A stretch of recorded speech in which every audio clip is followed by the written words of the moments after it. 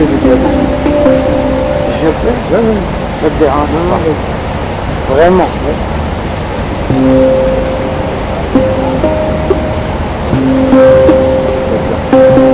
Ah, sur les bords, pas ici.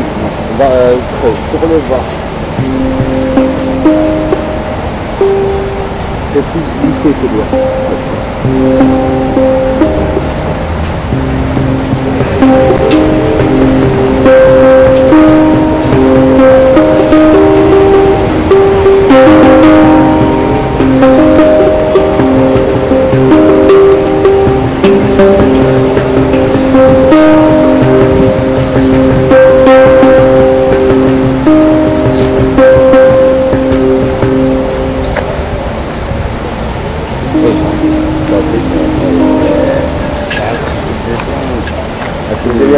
Ça s'appelle comment? Un Holton.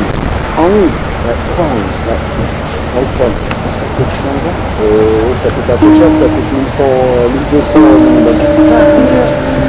Il y a peu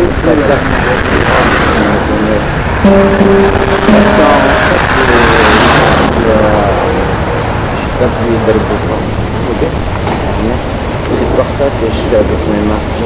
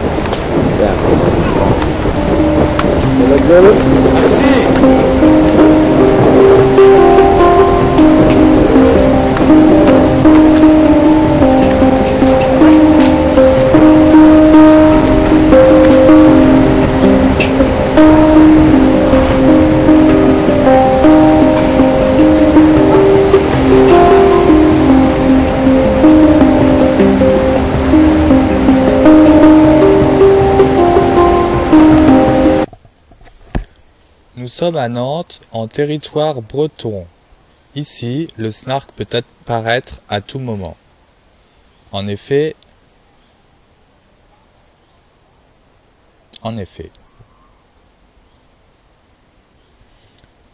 ce que vous voyez derrière moi, c'est la forêt de... C'est une forêt. À Nantes, prise 2. Action. Bonjour. Nous sommes à Nantes.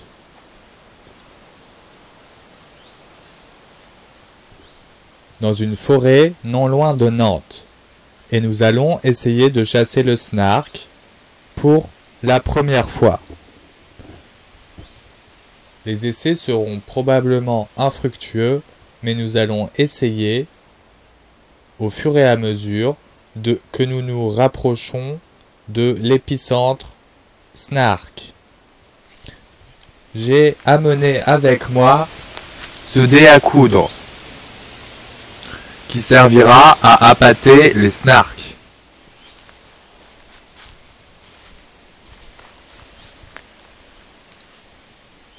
Maintenant, nous allons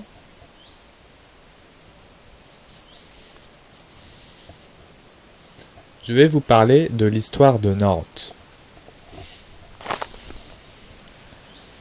Nantes était appelée Condenicum à l'époque romaine.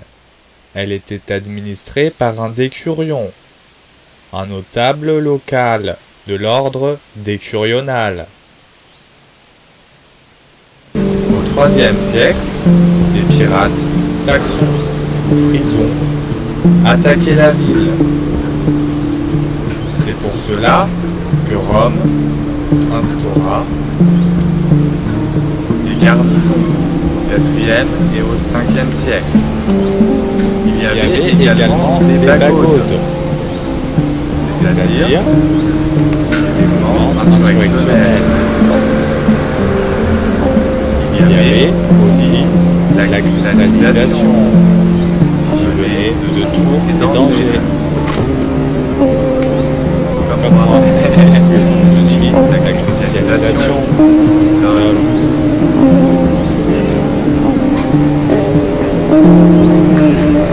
En 275, un assaut germanique arrive. Au 5e siècle, des Bretons arrivent de Grande-Bretagne. Parce qu'ils sont chassés de Grande-Bretagne par les Saxons. Clovis conquiert dans ce siècle-là le royaume de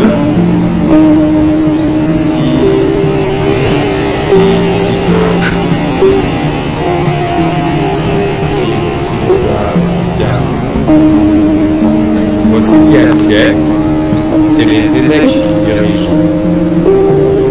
Les rois, les francs n'ont pas de mainmise sur le territoire. Et les seigneurs non plus. Il s'agit surtout des évêques, dont Saint-Félix. Il y a une bouteille qui s'est renversée dans mon sac. Et une certaine action. Du coup, ça c'est mouillé. Qui étend son action de Nantes à Monté. Ça c'est mouillé.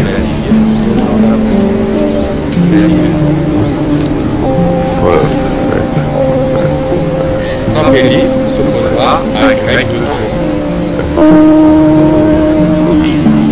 C'est de la merde ce focus, ça. Le focus est à chier, non? Au 6e siècle également, Vous trouvez pas?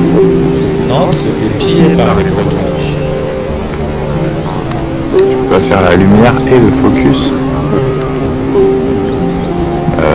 141. Charles le Chaux.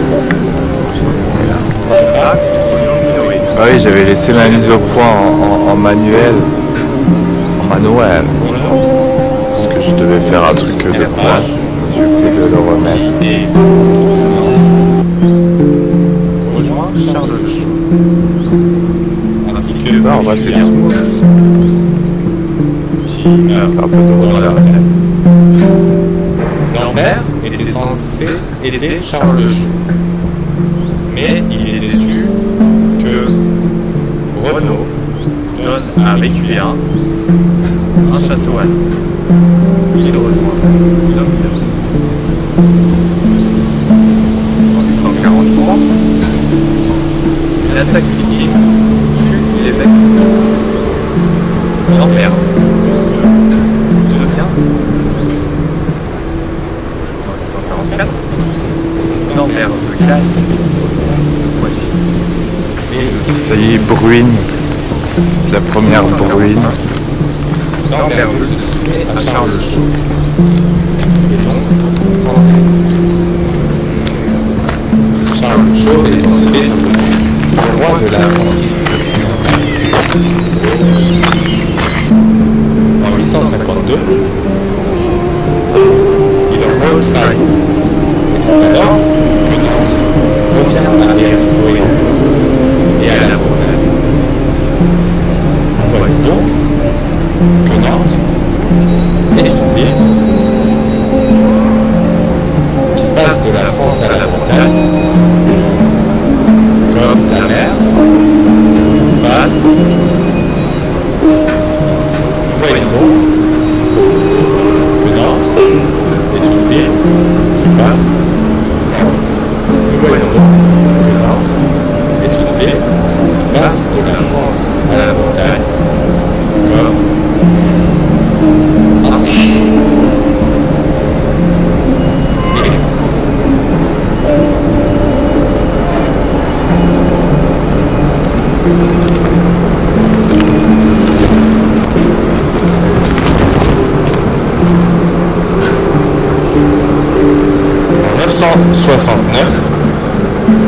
En 909, de 909 à 919, Foulques Ier d'Anjou organise la défense contre les Vikings. En 919, Nantes est prise en siège par les Vikings. Les notables et le clergé fuient vers Angers. Mais en 920, les Vikings attaquent Angers.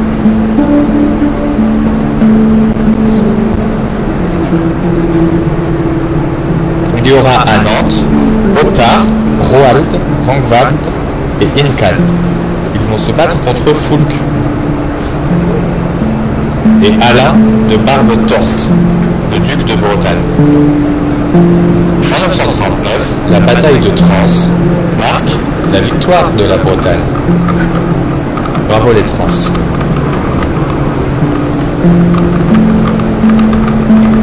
Ensuite, il y a un peu une guerre entre Nantes et Rennes.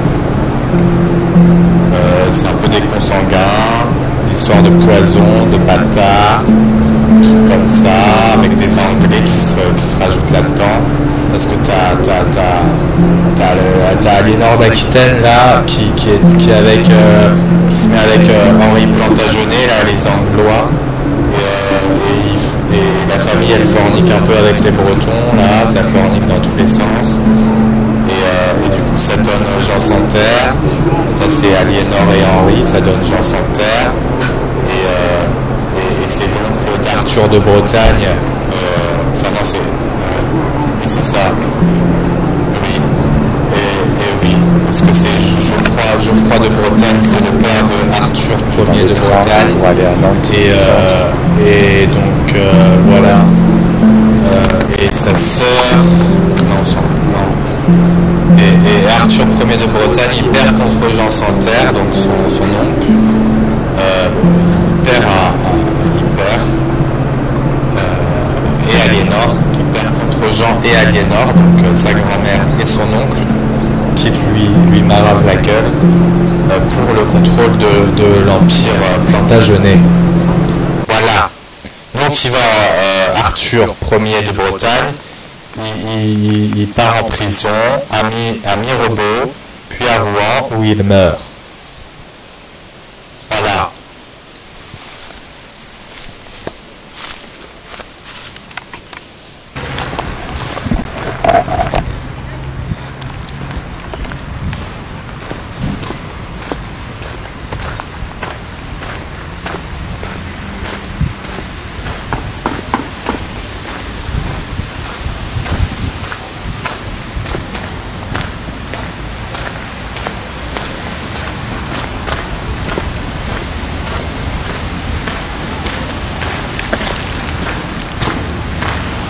Nous sommes au château des Ducs de Bretagne, là où vécut les Ducs de Bretagne, dont par exemple François I de Bretagne, qui a fait la guerre de 100 ans, ainsi que François III de Bretagne, qui a aussi fait la guerre de 100 ans, ainsi que Anne de Bretagne, future reine de France. En 1341, Jean III de Bretagne, propriétaire de ce magnifique château, meurt. Deux prétendants veulent devenir ducs. Il y a d'abord Jeanne de Penthièvre, la femme de Charles Blois, qui est de la famille du roi de France. De l'autre côté, Jean de Montfort et sa femme Jeanne la Flamme sont proches de Édouard III, roi d'Angleterre. Or, à cette époque, c'est la guerre de 100 ans. Donc les Français et les Anglais ne s'aiment pas trop. Puisque la Bretagne est alliée à la France et est techniquement vassal de la France, le procès se fait à Paris. Et bien sûr, c'est Charles Blois, enfin c'est Jeanne de Penthièvre qui gagne. Cependant, c'est la guerre quand même, parce que c'est la guerre de Bretagne, la guerre de succession de Bretagne. En 1300, c'est la guerre. Cette année-là, la même année, Jambon duc de Normandie, futur roi de France en 1350, mais on n'en est pas là. Jean de Bon, donc, duc de Normandie, assiège Nantes. Jean de Montfort est fait prisonnier au Louvre. Mais Jeanne organise la résistance avec Édouard III, le roi d'Angleterre. C'est le début de batailles sanglantes pour le duché de Bretagne. Notamment en 1344, pendant le siège de Quimper, il y a un massacre de fous furieux.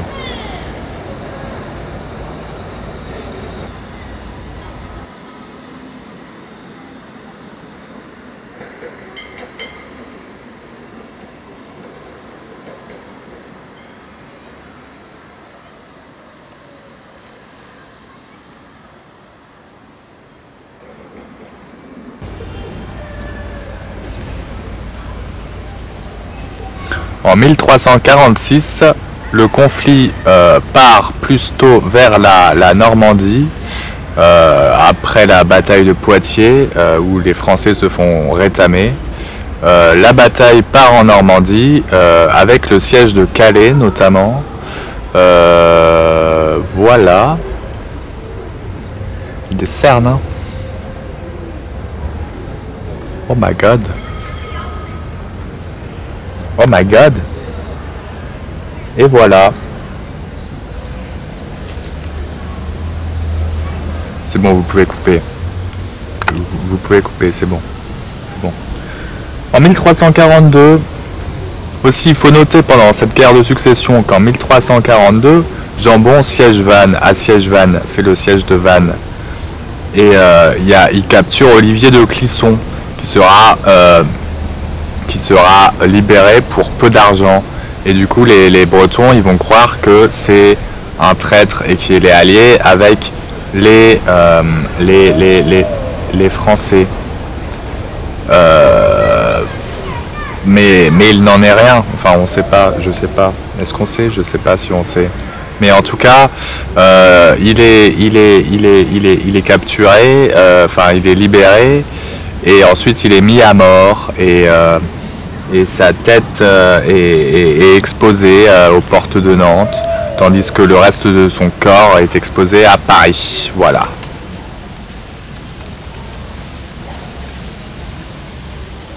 Oui, il est pendu par les aisselles à Nantes, sur des poteaux. Il y a 2 poteaux verticaux, une petite armature en bois là, où on le pend par les aisselles là en mode comme ça là. Tu vois le délire? Et bref, c'est dans ce château que se passent toutes les merdes de Nantes en gros. Toutes les merdes de Nantes se passent là. Enfin jusqu'à maintenant c'est dans la tour Lue.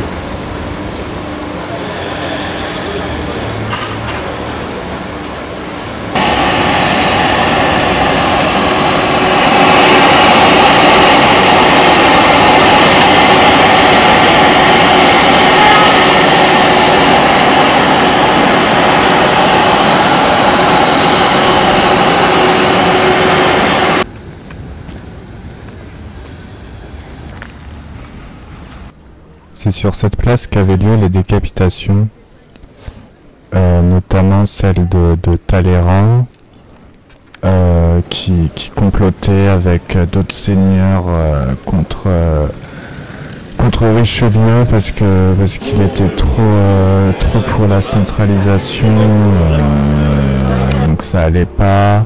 Mais bon, du coup il s'est fait prendre et du coup il s'est fait décapiter donc sur cette place. Mais bon, ces poteaux, ils ont réussi à convaincre le bourreau de ne pas le décapiter. Sauf qu'à la place, il y a un condamné à mort qui l'a décapité. Mais il n'avait pas trop l'habitude. Du coup, il a dû faire 29 coups de hache. Et au 20e, il était encore vivant. Voilà. Et donc voilà. Et ensuite, il y a eu aussi la répression des guerres de Vendée, avec notamment l'ami Jean-Baptiste Carrier qui a coupé beaucoup de têtes un peu trop, selon tout le monde. Même selon ceux qui aussi ont coupé beaucoup de têtes aussi. C'était le pire, quoi. Ouais. Et sinon, ça, c'est l'hôtel particulier de Guillaume Gros. Donc, c'est un des plus grands négriers du monde. des plus importants. Il était dans la famille, il était en deal avec les Irlandais de Nantes, donc les Auchy, les se partageaient la traite négrière de France, Riordan, Antoine French, tout ça là, qui vient aussi de Nantes. Donc t'as comme ça plusieurs grandes familles qui s'est posées à Nantes, qui se partagent un peu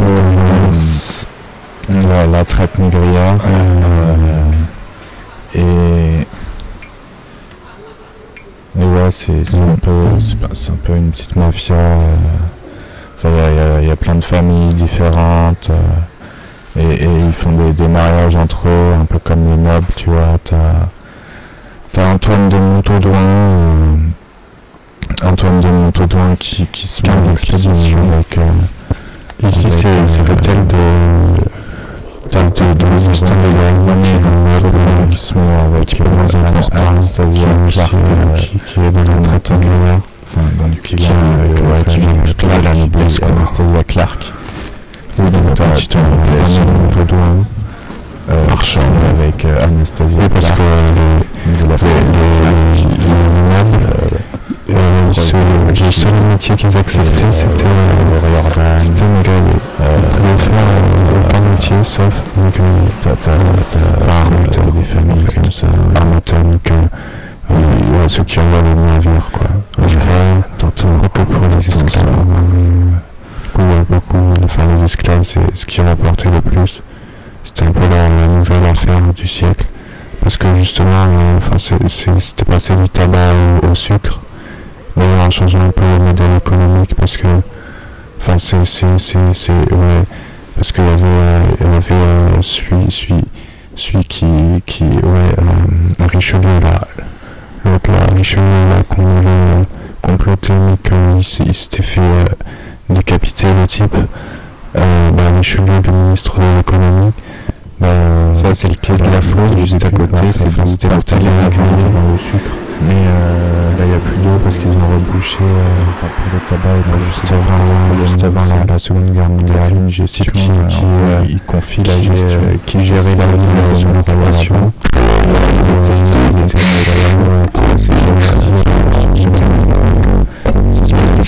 La publique, enfin après ça n'a pas totalement marché, mais c'était un peu proche, enfin voilà, c'est comme la SNCF après, t'as vu, on sait pas si c'est totalement privé, public ou, de toute façon c'est un peu, enfin là c'est pas exactement le même genre parce qu'il n'y a pas eu la révolution encore, mais c'est un peu les mêmes gens quand même, justement, là ils se rapprochent, En fait ça c'est la place d'armes, parce que c'est censé faire. L'architecte de Montaudoin. Il avait la société d'Angola par exemple. Ici c'est la société du cinéma. Je sais plus. Et là on a un bloc d'habitat de colons qu'on a vu tout à l'heure. Enfin, de négrier, pardon. Et ça c'est l'hôtel Montaudoin.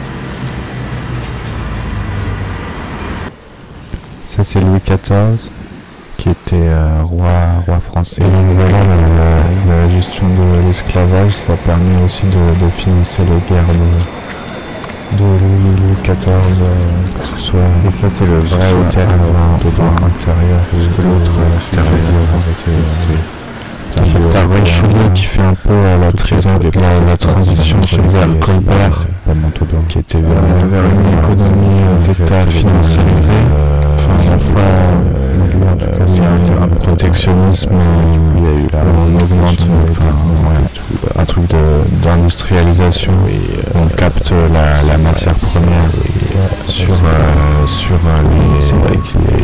les colonies, et on c'est vraiment la merde sur l'État, plus vraiment statut donc ça c'est la transition qui est faite, notamment la ferme du tabac de Richelieu est transformée en ferme générale sous Colbert, et donc il simplifie tout ça et il demande à ses amis les bons bourgeois, il demande à l'homme de rembourser la dette, et il leur donne les bails. À la Révolution, il y a un truc des fermiers des Indes, des Indes qui s'occupaient, et là il va faire une espèce de start-up colonialiste, esclavagiste.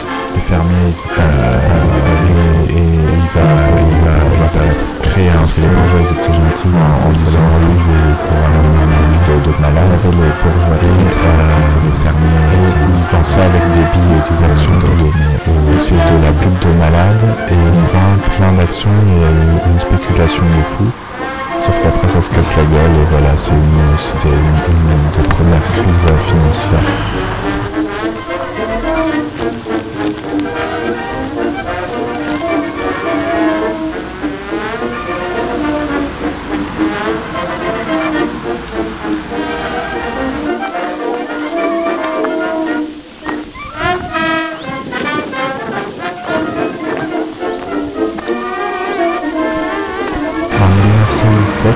James Swiss, Europe, un soldat américain lors de la Première Guerre mondiale fait le premier concert de jazz.